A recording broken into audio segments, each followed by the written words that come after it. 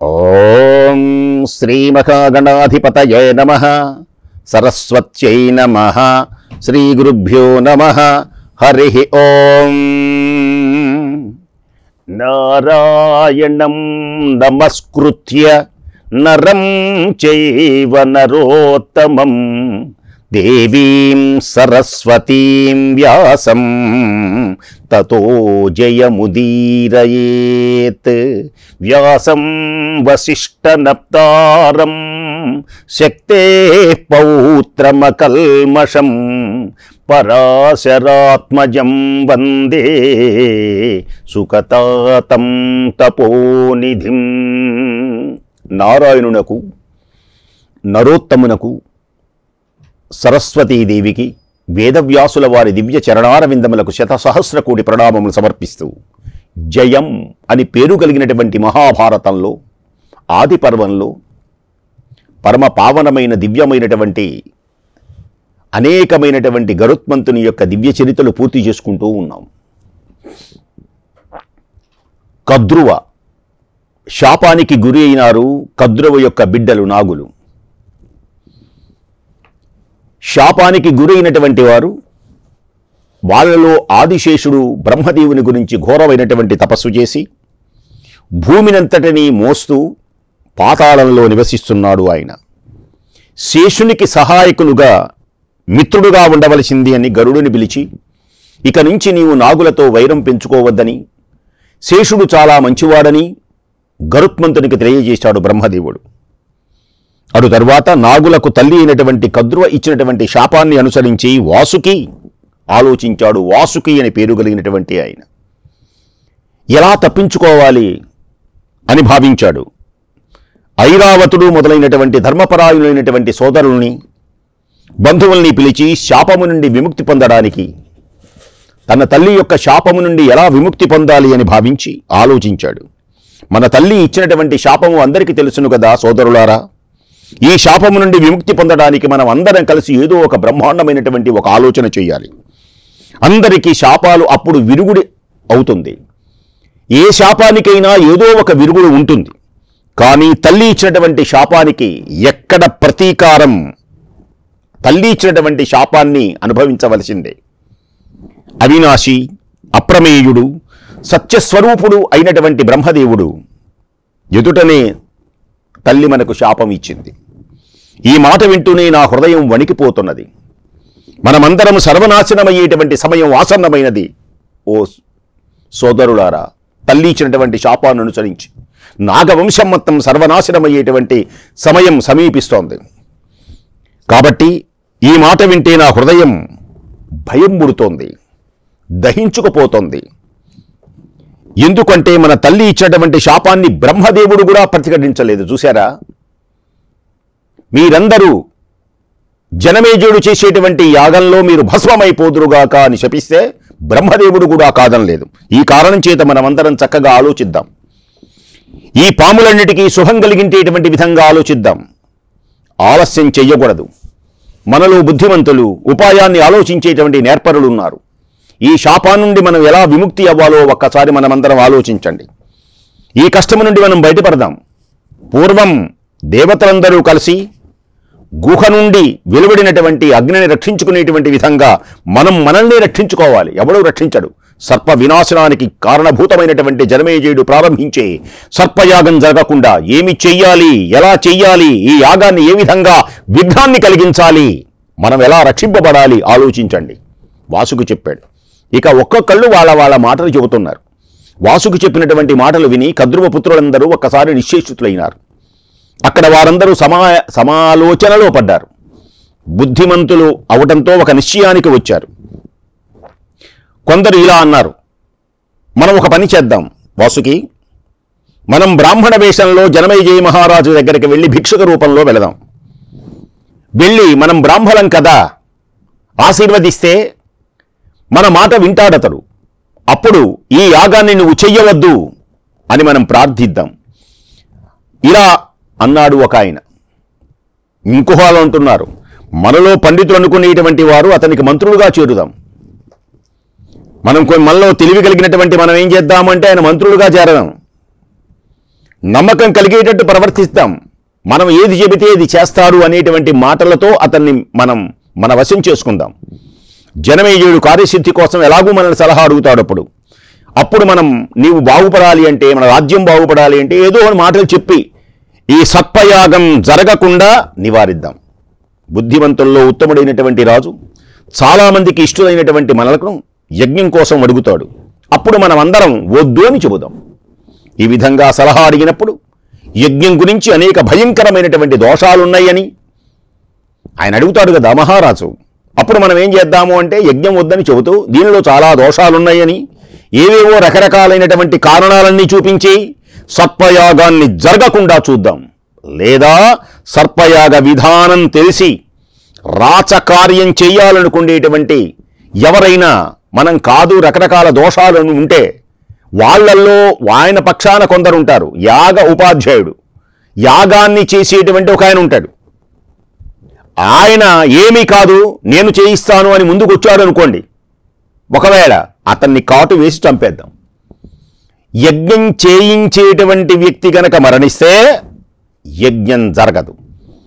ఇక ఎవరైనా సర్పయాగాన్ని చెయ్యాలి అంటే, సర్పయాగం చెయ్యాలి అనుకున్నటువంటి ఆ బ్రాహ్మణుడు మరణించాడు, ఇక మనం కూడా ఎవరైనా సరే జనమేజయుడు చేసేటువంటి సర్పయాగాన్ని గనక మనం గనక యాజ్ఞికుడుగా బ్రహ్మవేత్తగా మనం గనక ప్రారంభించినట్లయితే మనకు కూడా మరణమే అనేటువంటి భయంతో ఇక ఏ బ్రాహ్మణుడు కూడా రాడు, అందరినీ కరిచి చంపేద్దాం. అప్పుడు సర్పయాగం చేయించేటువంటి వాడు ఒక్కడు కూడా ఉండడు. ఈ విధంగా యాగాన్ని నివారిద్దాం అని కొందరు సలహా ఇచ్చారు. ఇక దయాళులు ధర్మపరులు అయినటువంటి కొందరు నాగులు వారి మాటల్ని ఖండించారు. సోదరులారా, ఏం చేస్తారు మీరు? బ్రాహ్మణ్ణి కాటేస్తారా? యాగం చేసేటువంటి వాళ్ళని కాటేస్తారా? నిష్కారణంగా అతన్ని చంపుతారా? మీరు చెప్పినటువంటి ఆలోచన సమంజసమైనటువంటిది కాదు. బ్రహ్మహత్య మహాపాపమని తెలియదా? నిష్కారణంగా ఒక బ్రాహ్మణుడు యాగం మంచిదేనని ఆయన చెబితే ఆయన్ని చంపుతానంటారేంటి మీరు? ఏదైనా ఇంకో ఉపాయం ఆలోచించాలి. యాగం జరగకుండా చూడాలి కానీ బ్రహ్మహత్య ఎప్పటికీ శుభప్రదం కాదు, గుర్తుపెట్టుకోండి. ఇది మహాపాపం. ఆపద సమయంలో శాంతంగా మంచిగా ఆలోచించాలి, చెడుగా ఆలోచించకూడదు.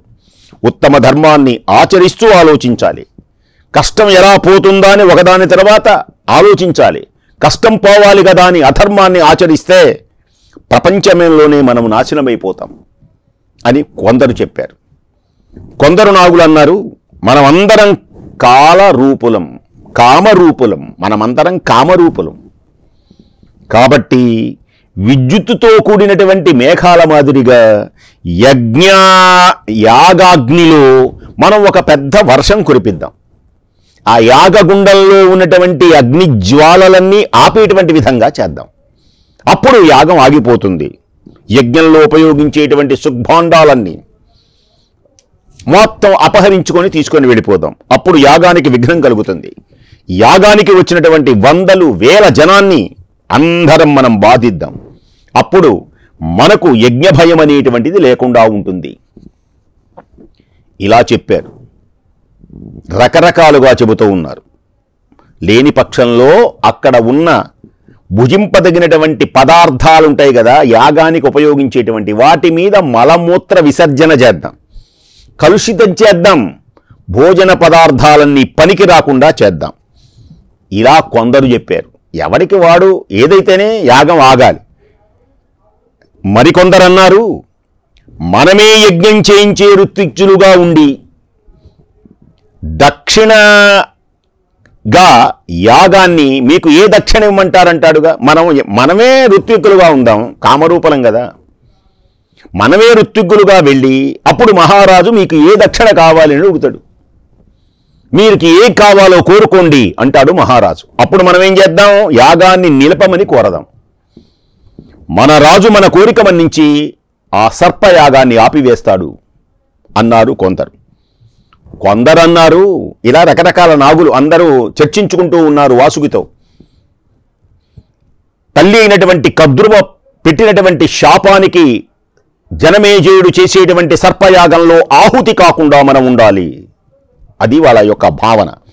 జనమేజయుడు జలక్రీడ ఆడేటువంటి సమయంలో అతన్ని బంధించి రహస్యంగా అతన్ని గనక అట్టిపెడితే యాగం భగ్నం అయిపోతుంది. మరికొందరు పండితులు అన్నారు, ఇంకొందరు అన్నారు అతన్ని ఆ విధంగా బంధించి తెచ్చి అతన్ని కరిచి చంపుదాం, అతనే చంపుదాం, మన కార్యం సఫలమవుతుంది, మన కష్టాలన్నీ తొలగిపోతాయి. ఇలా రకరకాలుగా అన్నారు. ఓ సోదరా నాగరాజా, మేమందరం ఈ విధంగా ఆలోచించి నిశ్చయించి ఈ ఉపాయాన్ని చెప్పాం. ఓ వాసుకి నాగరాజా, నువ్వు అడిగావు మనమందరం ఎలా రక్షించాలో మేమందరం ఆలోచించి రకరకాలుగా మా అభిప్రాయాలు చెప్పాం. ఇప్పటికి ఒకడేమో జలక్రీడ ఆడిచుడు బంధిద్దాం, ఆయన బంధిద్దాం, యాగం చేసేవాడిని చంపుదాం, వీళ్ళని చంపుదాం, మొత్తం నాశనం చేద్దాం, ఇలా రకరకాలుగా చెప్పాం. నీకు ఏది సమ్మతమైతే వీటిలో ఆలోచించి చెప్పు అని నాగులందరూ వాసుకితో అన్నారు. వాసుకి ఇప్పుడు ఏమి చెబుతాడా, వాసుకి యొక్క అభిప్రాయం ఏమిటి అనేటువంటి విషయాన్ని అందరూ ఆలోచిస్తున్నారు. అప్పుడు వాసుకి బాగా ఆలోచించి, పన్నగులారా, ఓ సర్పములారా, ఓ పన్నగులారా, మీరందరూ చెప్పినటువంటి ఆలోచన మీరు చెప్పినటువంటి ఆలోచన ఆచరణ యోగ్యంగా లేదు. తెలుసునా?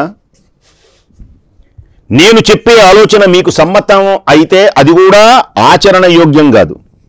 నేను ఒకటి చెప్తాను, మీకు అది ఇష్టం లేదనుకోండి, అది ఆచరించద్దు. ఇప్పుడు మీరు చెప్పేది ఒక్కటి కూడా నాకు నచ్చలేదు.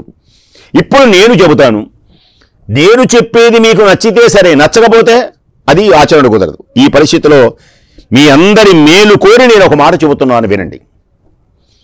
ఇదంతా ఇప్పుడు ఇది చాలా కష్టం. మన తండ్రి అయినటువంటి ప్రజాపతి దగ్గరకు వెళ్ళి శాప ప్రతీకారం చెప్పు తండ్రి, మేము బ్రతకాలి, సర్పయాగంలో ఆహుతి కాకుండా ఉండాలి అని కశ్యప ప్రజాపతిని మనం ప్రార్థిద్దాం. మనకు తప్పకుండా శుభం జరుగుతుంది. నాగులారా, మన వారందరినీ మేలుకోరి మీరందరూ చెప్పినటువంటి మాటలు ఏమి చెయ్యాలో తెలియటం లేదు. మీరందరికీ మేలు కలిగేటట్లుగా చెయ్యాలి. ఏ తప్పు చేసినా మనందరికంటే పెద్దవాడైనటువంటి వారిదే బాధ్యత కనుక, కాబట్టి గుణదోషాలన్నీ ఆలోచించి కార్యసాధనకై మనం పూనుకోవాలి చెబుతూ ఉన్నాడు. ఇలా అంటూ ఉంటే సూతమహాముని చెబుతున్నాడు శౌనికాదులతో ఇవన్నీ కూడా. వీళ్ళందరిలో ఏలాపత్రుడు అని పేరు కలిగిన ఒక నాగున్నాడు, ఒక ఆయన. ఈయన పేరు ఏలాపత్రుడు. ఏలాపత్రుడు అనేటువంటి సోదరుడు లేచి ఇప్పుడు వీళ్ళందరి అభిప్రాయాలు చెప్పిన తర్వాత నాకు నచ్చలేదన్నాడు కదా వాసుకి. అప్పుడు ఏలాపత్రుడు లేచాడు. మనం భయపడుతున్నటువంటి జనమేజయ మహారాజు పాండవ వంశీయుడు.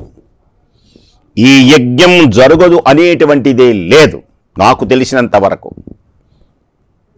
పాండవ వంశంలో జన్మించినటువంటి రాజులు ధర్మశీలురై వారు ఏది తలపెడితే అది జరుగుతుంది. నాకు తెలిసి యాగాన్ని అతడు ఆపడు. జనమేజయునికి పోని మరణం అనేటువంటిది జనమేజయునికి రాదు. అతడు యాగమూ ఆపడు. దేనికని అంటే ఈ లోకంలో దైవోపహతుడు, దైవాన్ని తప్పక శరణు కోరాలి. మనము మన కర్మం బాగుండక దైవం చేత తిరస్కరింపబడ్డాం. మనమందరం ఎవరం అంటే దైవోపహతులం, దైవము చేత తిరస్కరింపబడినటువంటి వారం. లేకపోతే దైవం మనం బాగా చూస్తే మన తల్లే మన ఎందుకు శపిస్తుంది? లోకంలో ఏ తల్లైనా తన పిల్లలు నాశనం అవ్వాలని కోరుకుంటుందా? కోరుకోదు. మన అమ్మ కోరుకున్నది. నా మాట మీరు వినలేదు గనక, గుర్రపు తోకక అంటమంటే కొందరే విన్నారు గనక, కొందరు వినలేరు గనక రాబోయేటువంటి జనమేజయుడు చేసేటువంటి సర్పయాగంలో మీరందరూ ఆహుతి అయిపోండి అని కన్న తల్లి శపించడం ఏమిటండి? ఇది దైవము యొక్క విధి విధానం. దైవము తప్ప ఇలాంటి సమయంలో దైవము తప్ప వేరెవ్వరూ ఈ దైవోపహతుని శిక్షించలేరు, రక్షించలేరు. అసలు ఎవ్వడు, ఆ దైవమే మనల్ని రక్షించాలి. ఎవ్వడు కూడా. ఇప్పుడు ఈ జరుగుతున్నదంతా దైవ నిర్ణయం ప్రకారమే జరుగుతున్నది. దీన్ని మార్చగలిగింది ఒక్క దైవం తప్ప ఇంకెవరూ లేరు. నాగరాజా, మనకు కలిగినటువంటి భయం దైవం వల్లనే కలిగింది. కాబట్టి మనం భగవంతుణ్ణే ఆశ్రయించాలి. ఎక్కడ వస్తువు పోతే అక్కడే వెతుక్కోవాలి. కాబట్టి దైవం వల్లనే. సర్పశ్రేష్ఠులారా, ఈ విషయంలో నేను చెప్పేటువంటి నా మాట ఒక్కసారి వినండి. మన తల్లి అయినటువంటి కద్రు మనకు శాపం ఇచ్చేటప్పుడు నేను చిన్న రూపంలో అమ్మ ఒడిలో ఉండి అక్కడ దేవతలు నిద్రపోయినట్లున్నాను, నేను నటించాను. ఆ సమయంలో దేవతలు బ్రహ్మదేవుడు జరిగిన సంభాషణ నేను విన్నాను. తల్లి శాపం పెట్టడం ఏమిటి అంటే మరి కాదనలేదు ఏమిటి, బ్రహ్మదేవుడు ఖండించలేదు. దేవతలు అడుగుతున్నారు, ఏమిటి విచిత్రం? బ్రహ్మదేవుడు దేవతలు మాట్లాడుకున్న విషయం చెబుతున్నాను వినండి, ఏం జరిగిందో. దైవమే మనల్ని తిరస్కరించింది అంటానికి ఒక మాట చెబుతాను వినండి. దేవతలు బ్రహ్మతో అంటున్నారు, పితామహ దేవా, మీ ముందు ఎప్పుడైనా ఏ స్త్రీ అయినా తన పిల్లలను ఇంత కఠినంగా శిక్షించిందా? తన పిల్లలు నాశనమైపోవాలి అని ఏ తల్లైనా కోరుకున్నదా? ఓ బ్రహ్మదేవా, మీరు కూడా ఇది తప్పు అని కద్రువు యొక్క శాపాన్ని అడ్డుపెట్టకుండా అనుమతించారే, దీనికి ఎందుకు అనుమతించారు అని దేవతలు బ్రహ్మదేవుని అడిగారు. నేనప్పుడు చిన్న ఒడిలో, ఆ అమ్మ ఒడిలో, కద్రువు ఒడిలో ఉండి వింటూ ఉన్నాను నేను, ఏమీ నిద్రపోతున్నట్లుగా నటించి.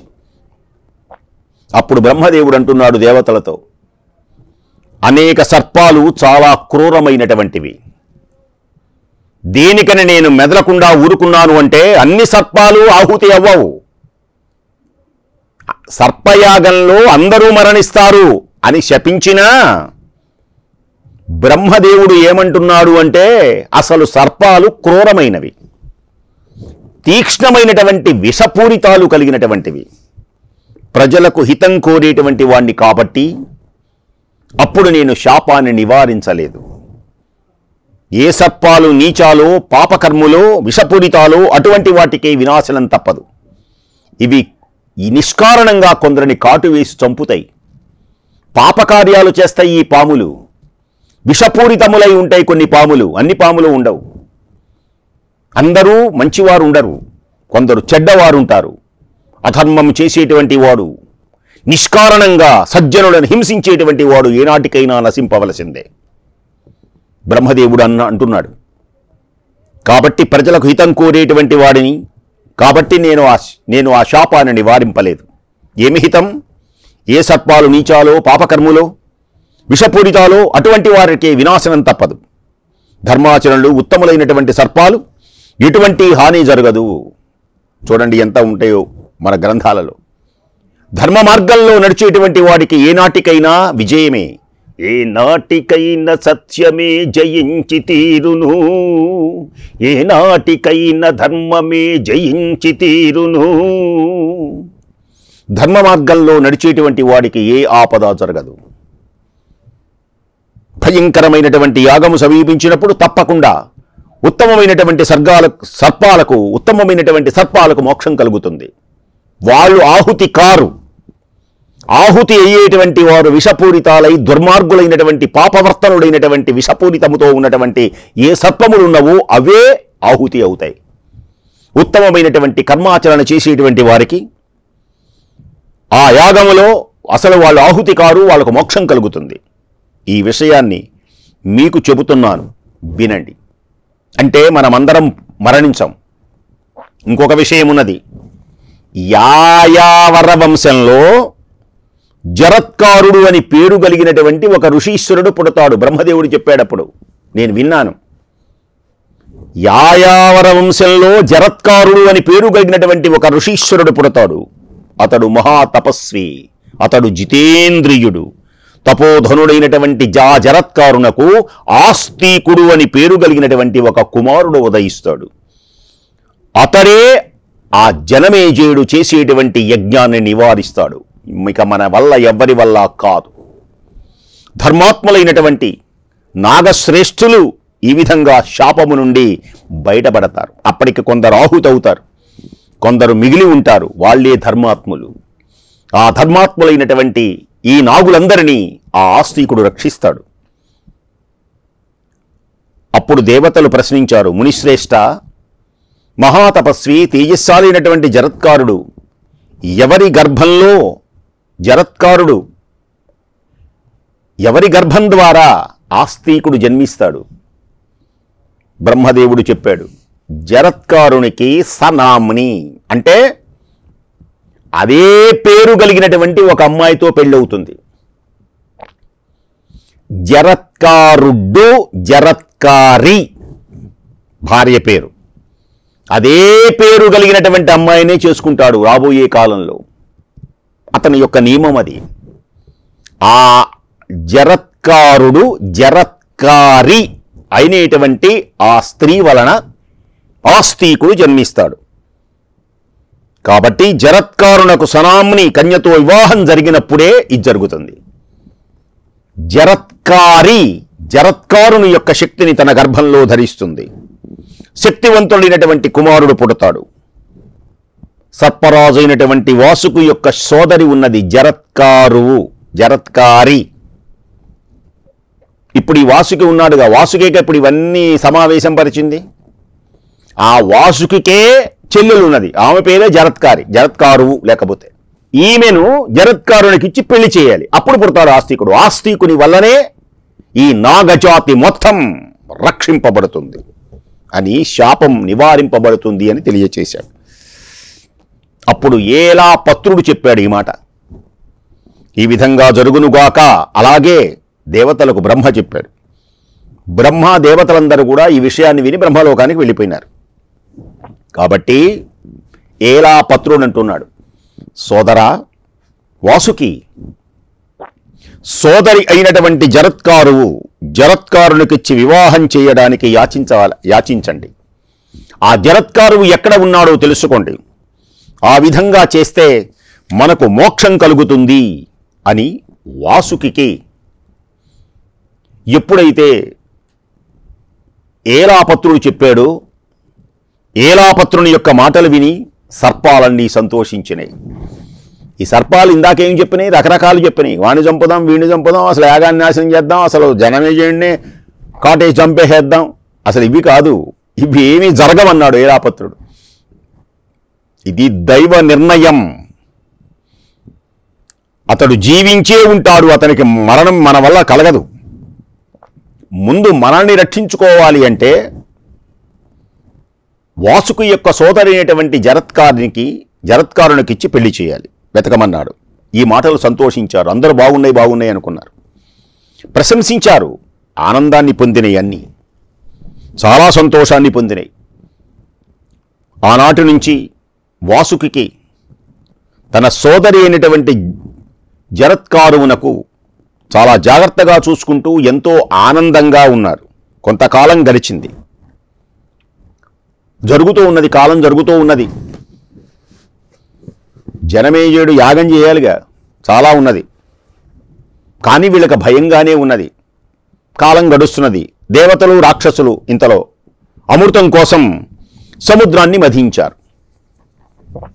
మందరగిరి పర్వతం కవ్వంగా చేసుకున్నారు. అమృతం కోసం మధించారు. బలాఢ్యుడైనటువంటి వాసుకి కవ్వపు తాడుగా చేశాడు ఈ వాసుకిని. ఆ పర్వతాన్ని నున్నగా చెక్కారు. పర్వతంలో గట్లు, కోను, రాళ్ళు ఉంటాయి, వృక్షాలు. ఈయన దేహమేమో మెత్తగా ఉంటుంది. తాడు పెట్టి అలా ఉంటుంటే విషాన్ని కక్కుతున్నాడు ఆయన. అందుకని భరించలేకపోతే ఆ మందరగిరిని బాగా నున్నగా చిత్రిక పట్టారు ఈయనకి మెత్తగా ఉండడానికి. అటుపక్క ఇటుపక్క తాడుగా ఉపయోగించారు. అమృతం కోసం తలపెట్టినటువంటి మథన కార్యం అంటారు దాన్ని, మథనం చేశారు. అటు ఇటు తిప్పారు. ఆ అమృతం కోసం మథన కార్యం పూర్తయిన తరువాత దేవతలు వాసుకిని వెంటబెట్టుకుని బ్రహ్మ దగ్గరకు వెళ్ళారు. ఆ పని అయిపోయింది. ఇక వాసుకి కబ్బం తాడుగా ఉన్నటువంటి వాసుకుని తీసుకొని వెళ్ళారు. భగవాన్, ఈ వాసుకి తల్లి ఇచ్చినటువంటి శాపానికి భయపడుతున్నాడు స్వామి, చాలా పరితపిస్తున్నాడు. దేవతలకు ఎంతో ఉపకారం చేశాడు ఈ వాసుకి, చాలా మంచివాడు ఈ వాసుకి. దేవతల కోసం త్యాగం చేశాడు. మందరగిరి పర్వతాన్ని కబ్బంగా చేశాడు, చాలా మంచివాడు. తల్లి ఇచ్చినటువంటి శాపాన్ని చూచి భయపడుతున్నాడు స్వామి, పరితపిస్తున్నాడు.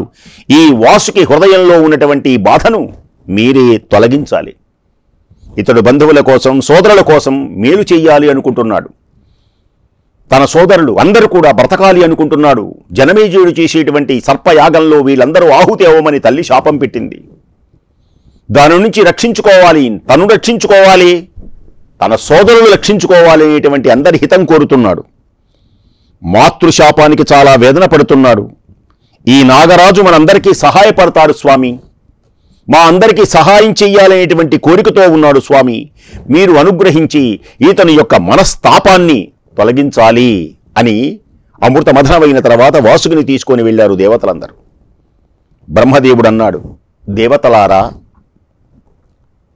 ఈ వాసుకి అంతకుముందే సోదరులందరిని పిలిచి ఈ శాపము యొక్క విమోచనము ఎలా ఉంటుంది చాలామందితో చర్చించాడు.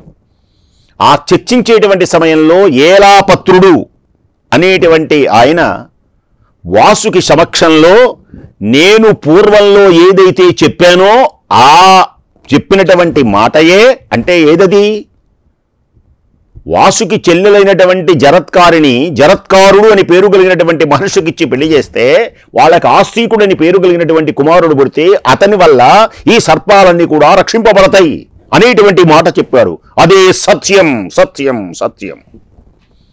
నా ప్రేరణ వల్లనే ఏలాపత్రుడు అలాంటి మాటలు చెప్పాడు. నేను చెప్పిన మాటలే ఏలాపత్రుడు చెప్పాడు. కాబట్టి ఏలాపత్రుడు వాసుకి మొదలగు వారితో కద్రువ చేసినటువంటి శాప ప్రతీకారము పూర్వము చెప్పినట్లే జరుగుతుంది. నాగరాజు సమయం వచ్చినప్పుడు తానే స్వయంగా అనుగుణంగా ప్రవర్తిస్తాడు. పాపాత్ములు ఏనాటికైనా నశించేటువంటిది నిజం, ధర్మపరులు ఏనాటికైనా మోక్షమును పొందేది నిజం. కాబట్టి సర్పయాగంలో కొందరు మరణిస్తారు, తప్పదు. ఆ మరణించిన వారందరూ పాపాత్ములు, బ్రతికి మోక్షమును పొందిన వాళ్ళందరూ ధర్మాత్ములు, సత్యసంధులు. పాపాత్ములు మాత్రమే సర్పయాగంలో మరణిస్తారు. ధర్మాత్ములు సురక్షితంగా ఉంటారు. సర్పయాగంలో అన్ని సర్పాలు మరణించవు, పాపాత్ములు మాత్రమే మరణిస్తారు. పుణ్యాత్ములైనటువంటి వారు మోక్షాన్ని పొందుతారు. జరత్కారుడు అని పేరు కలిగినటువంటి బ్రాహ్మణుడు జన్మించి ఉగ్రమైనటువంటి తపస్సు చేస్తున్నాడు. ఇప్పుడు వెళ్ళండి, మీరు సమయానుకూలంగా, వాసుకి సమయానుకూలంగా సమయము కనపడినప్పుడు, అతడు అర్థించినప్పుడు వాసుకి సోదరైనటువంటి జరత్కారువుని సమర్పించండి అని బ్రహ్మదేవుడు పలుకుతూ ఉన్నాడు వాళ్ళందరితో. దేవతలారా, ఏలాపత్రుడు చెప్పినటువంటి మాటలన్నీ సర్పాలకు హితములైనవి. బ్రహ్మదేవుని యొక్క దివ్యమైన మనోహరమైనటువంటి మాటలు వింటున్నారు. ఆ మాట ప్రకారమే జరిగి తీరుతుంది. అది కూడా నేను చెప్పినటువంటి మాటే కదా ఏలాపత్రుడు చెప్పింది అని బ్రహ్మదేవుడు వచ్చినటువంటి వారందరితో, దేవతలతో, వాసుకితో పలుకుతూ ఉన్నాడు. అద్భుత దివ్య మహోన్నతమైనటువంటి మహాభారతాన్ని వినండి, మానవులందరూ తరించండి. స్వస్తి.